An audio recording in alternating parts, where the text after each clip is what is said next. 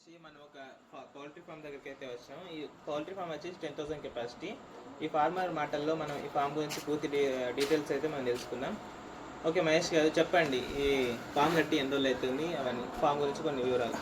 మేము ఫామ్ కట్టేసి ఇప్పటికి మాకు 7 years అవుతుంది. ఇవి కెపాసిటీ వచ్చేసి 10,000 షెడ్. ఇప్పటికి మేము ఓన్గా ఎప్పుడు వేయలేము. ఎస్ఎస్వై అనే కంపెనీ లేకపోతే శ్రీనిధి అనే కంపెనీ ఇంటిగ్రేషన్ ఇచ్చేసినాము. ఎప్పుడైతే మేము సొంతంగా అయితే ట్రై చేయలేము. అంటే సొంతంగా చేసుకున్న దానికి ఇంటిగ్రేషన్ చేసుకున్న దానికి మనకు తేడాలు ఏంటి, అలాగే వాటి గురించి కొంచెం ఎక్స్ప్లెయిన్ చేయగలుగుతారా?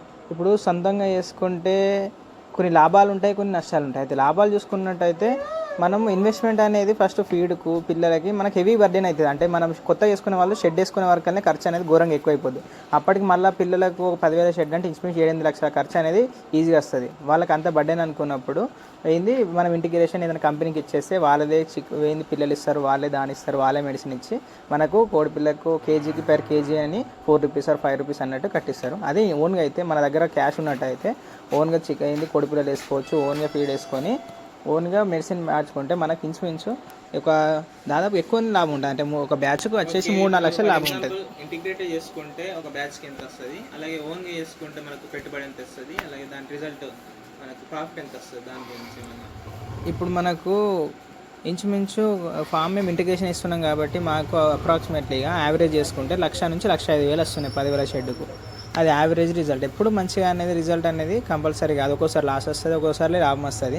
యావరేజ్ చేసుకుంటే 1,00,000 రూపాయలు అనేది యావరేజ్ వస్తున్నాయి. మన దాంట్లో ఖర్చులు తీసేసుకుంటే ఒక 25,000 వరకు ఖర్చులు వెళ్ళిపోతూ ఉంటాయి. ఓకే, ఇంతకుముందు గోన్ ఫార్మింగ్లో మనకి మినిమం ఒక 10 lakhs దాకా పెట్టుబడి ఉంటుంది అన్నారు కదా, ప్రాఫిట్ వస్తే ఎంత వస్తుంది?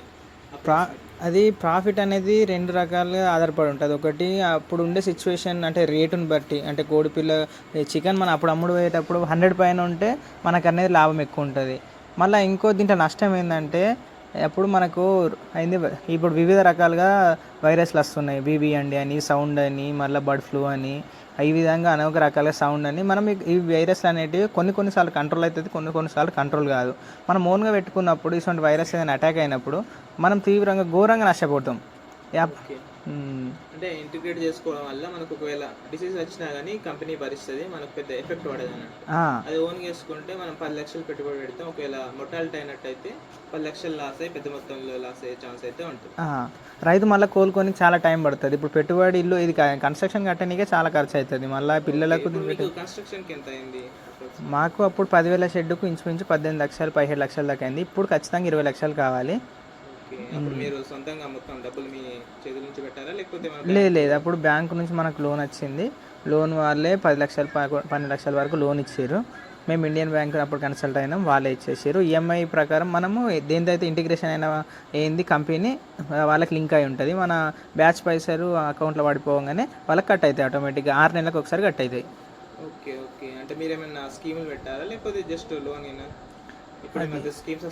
స్కీమ్ అది అప్పుడు స్కీమ్ అనేది ఉండే. ఇప్పుడు